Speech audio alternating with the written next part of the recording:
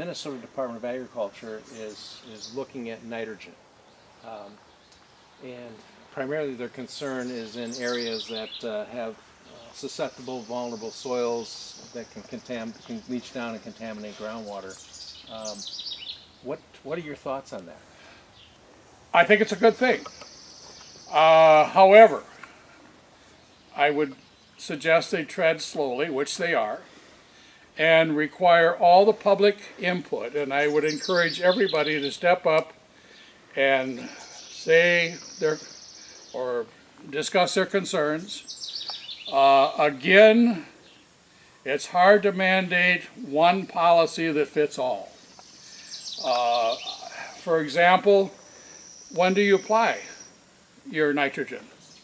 We know if it's applied in the fall, we've got leaching, we've got runoff, we've got many issues. Do you till your bean stubble if you're a corn soybean rotation? I don't. I leave my stubble as is. I don't apply any DAP or nitrogen in the fall. All mine is spring applied. In fact, I'm lucky this year. We had an unusual wet spring, cold spring, and you see much yellow corn. You can look across the road, see how, and they're good farmers, but corn doesn't look healthy. I went with urea. They have a special encapsulation or coating that they apply to the urea. I had that spread commercially and did a light tillage pass and planted corn 3 days later. And guess what?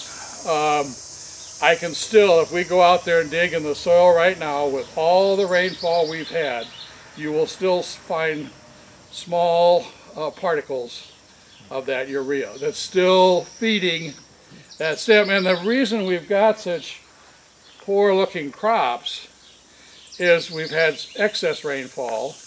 Our corn roots that we usually like to go 8 to 10 feet deep aren't this year. They're very shallow.